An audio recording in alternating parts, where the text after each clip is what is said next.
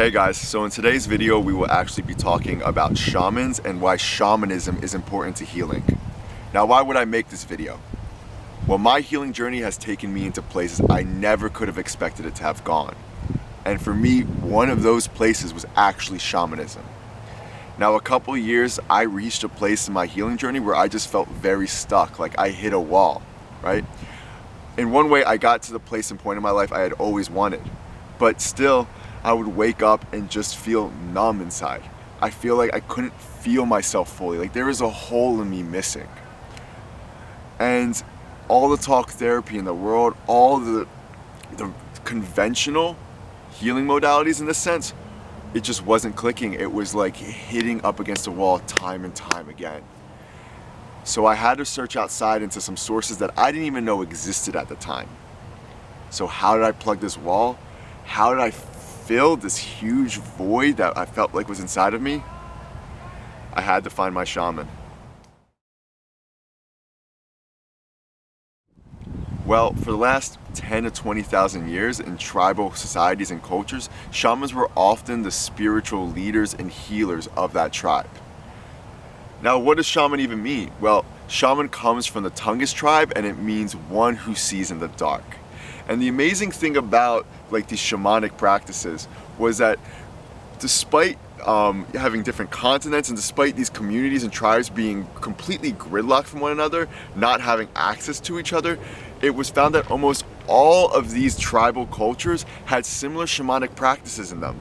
So there was something innate in these shamanic practices that all tribal cultures felt was important, and they were seen all throughout the world, throughout basically since the beginning of human history. So how are shamans chosen in those tribal cultures?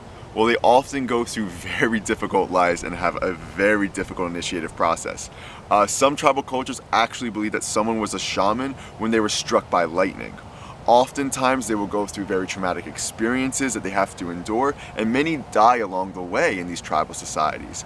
Often a shaman needs to actually go through a nervous or psychological breakdown before they can take on the role. You see, tribal cultures viewed mental illness much differently than we do.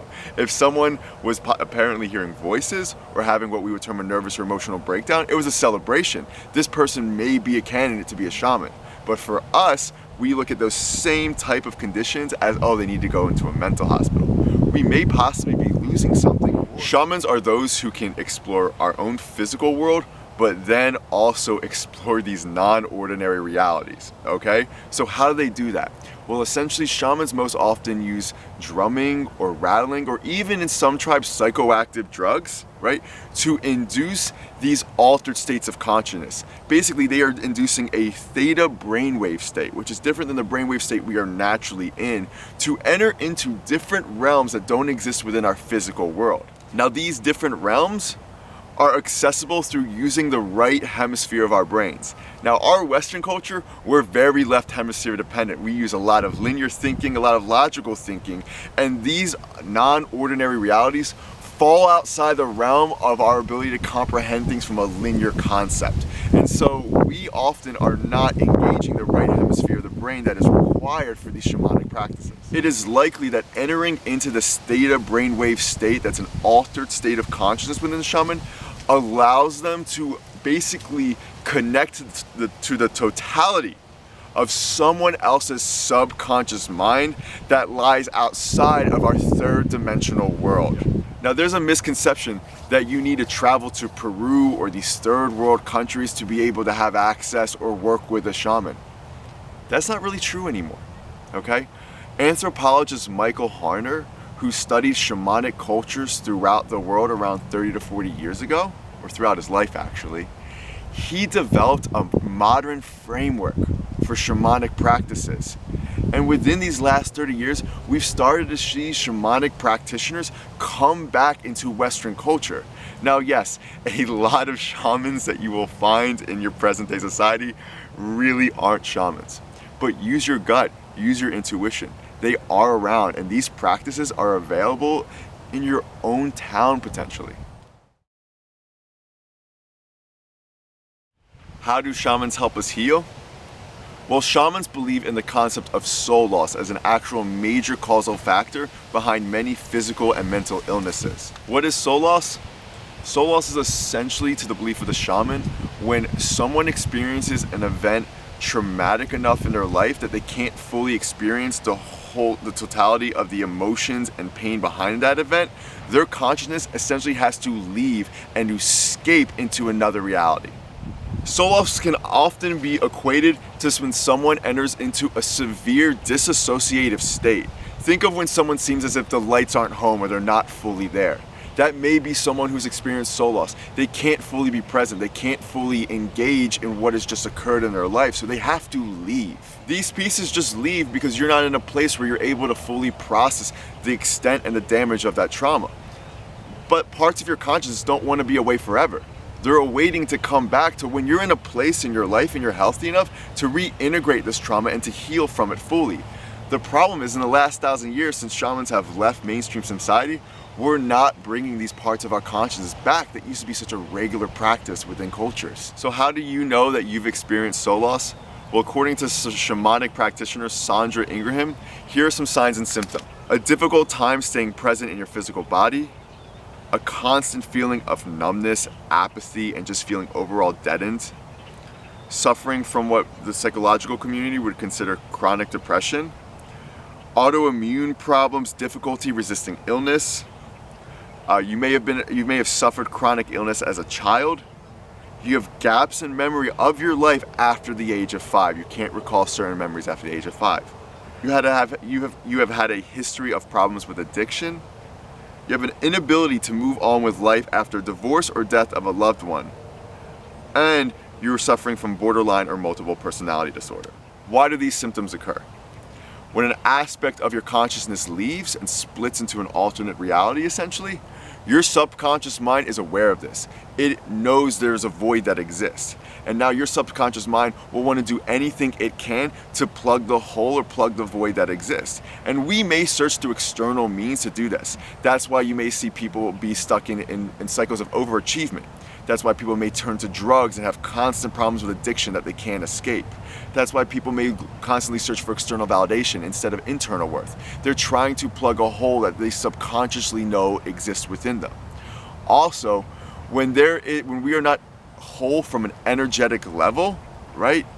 There's disharmony that exists, and physical illness may come in to fill that spot or that void that exists within you as well.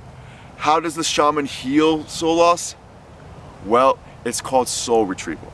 And shamans do this by once again entering into a trance state where they connect with the totality of someone's subconscious mind and enter into these non-ordinary realities. They will explore these alternate realities that we do not have access to in our third dimensional world, and they will retrieve the aspect of the person's soul or consciousness or even psyche that left, and they will bring it back to the client, and then there's a reintegration process. The soul retrieval process is not one that keeps us stuck in our past. If anything, the soul retrieval process is one that allows us to close the doors on the blocks that have kept us from growing and moving past certain areas of our life that we've never been able to move beyond, okay? The shaman sees in the dark because the shaman goes into our dark aspects and shines a light on them. So we're aware of them, we can heal from them, and move on to something more. So why am I an advocate of shamanic practices in 2019? Well, it's because I've had 2 soul retrievals done in the past year. It's not something I've been very open about, but it's time to be public with it because it's had such a profound benefit on my life in issues that once seemed irresolvable, all right? After 2 shamanic soul retrievals, I was finally able to quit smoking, an issue that had plagued me for the past few years that I could not kick. My ADHD, which once seemed that I would need lifelong medications for, severely lessened to the point where I'm off all medications for the condition. I feel whole again. I feel like I have a lot more energy and vitality, and I feel a lot more grounded in my physical body. I'm much more present on a daily basis. Not only did I experience benefits from it, I referred my childhood neighbor, I referred a law school classmate of mine, and I also referred a client, and my fiance is actually scheduled to have one in next month. Now, all of them have experienced the same profound benefits in their own life. We are not what you would call woohoo people. We're very logical thinking individuals. We're all very well educated. Why did we all turn to this route? Because we saw the holes in conventional medical community. We saw we needed to turn to alternative sources to help heal the issues that up until this point in our lives, we haven't had much success with. And shamanic soul retrievals gave us what we had been missing. These things can coexist within Western medicine. They're not supposed to be independent of what we already have, right? But we may have to accept, as strange as it may sound to some, that shamanic soul retrievals may be the missing link in our culture's healing process for things that right now in people's lives seem irresolvable or things that could never be fixed. Because I'm someone who was told they will never, ever be fixed. And I'm sitting here today and I can tell you they have been. All right, thanks guys for watching this video. Make sure you click the subscribe button and subscribe to this channel. If you want to know more about my specific soul retrieval experiences or even those of my friends, please comment on the video below and let me know what you think.